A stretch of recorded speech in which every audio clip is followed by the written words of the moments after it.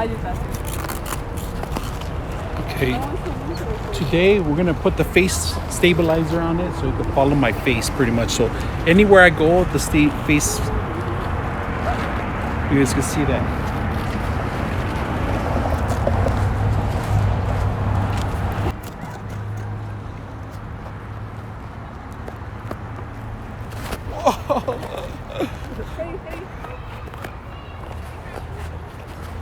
Look, it's capturing Athena now.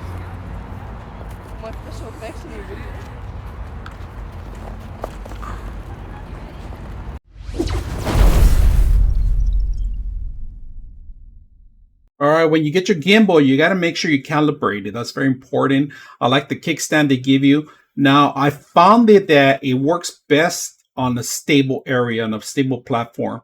If you move quick, you're gonna get destabilization. So you're better off, somewhere where you're gonna be tracking the actual object or person. So my advice is that when you get something like this, learn the actual system itself, learn all the effects, learn all the capability that you can get out of this machine, because it is a great machine. If you're going to have a platform where there's not that much movement, any kind of sports or anything like that, it has to be a stable area where you control the environment. All right. If it's a photo shoot, if it's a walkthrough, if it's like a demo that you're going to record inside a building, this is a great device for that. But any kind of sports or outdoor activity that you can be having people move, or cars or vehicles or animals running around, it's a little hard to get a hold of. I did take it to a beach. We did test it out. I was kind of having issues stabilizing the system. It was a little windy. Footage wasn't properly set for this device correctly. I had to calibrate again. So we're going to turn it on so you can see some of the stuff. So it does tell you in front of it where to face the camera, right? So make sure that you do know that the camera is on this side, all right? And in order to get the system on, and you do have to calibrate it. So I set up an iPhone on this one, and we're going to turn it on, and that's how it stabilizes already. See, the stabilization moves properly with it.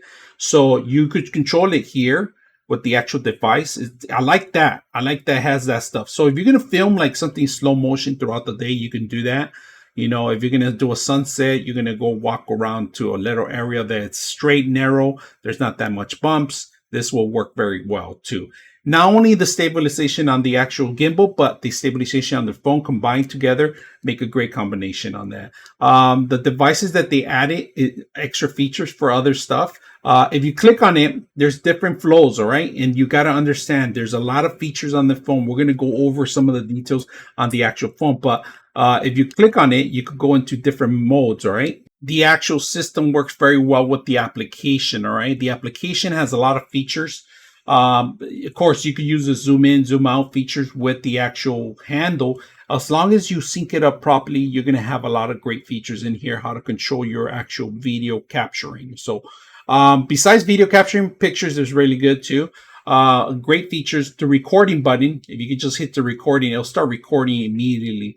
I do love that feature on this. I love the handle that you could control. Very simple. Everything glides very smooth on the actual system itself.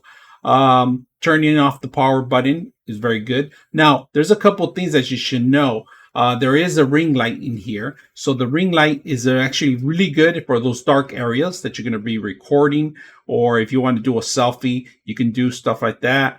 Have the camera facing the opposite way, of course, and you could be filming this way with the actual selfie lighting fixture, right? So the great thing about the gimbal is when you actually move left to right, it captures pretty good. I mean, as long as you enable the actual features for the face, it captures pretty good. I mean, even with the fast movement, look at that, the gimbal action, and I'm holding it, as you can see.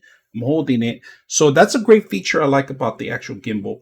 And it's great. Some of the great features I like about it is that if you're doing this, a studio, a tour or something, you're walking around, it's going to capture your face, and everything else is second to it. So I'm going to try to capture my footage here with my phone, other phone.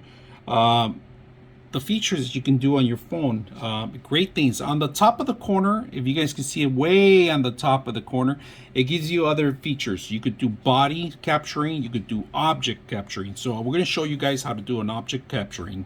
Do a device capturing, and I'm going to capture this mouse if you guys can see that. So I picked in the corner object, right? So all you got to do is make sure you clear it. You put that in there somewhere in frame, all right? So we're going to put that in frame here, and you just drag it and drop it with your fingers. You drop it and you until it becomes green, yellow, and then solid green. Now we have this object that we can track anywhere we want. So if you're doing a slow motion capturing, you can do this by doing this, and then you could hit record and then move it slowly around the device.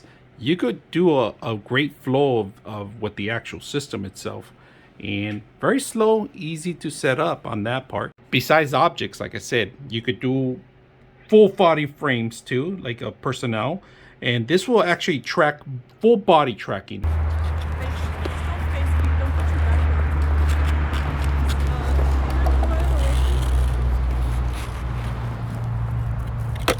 Yeah, Tina, get out of the way. 99.6 of you are not subscribers in my channel.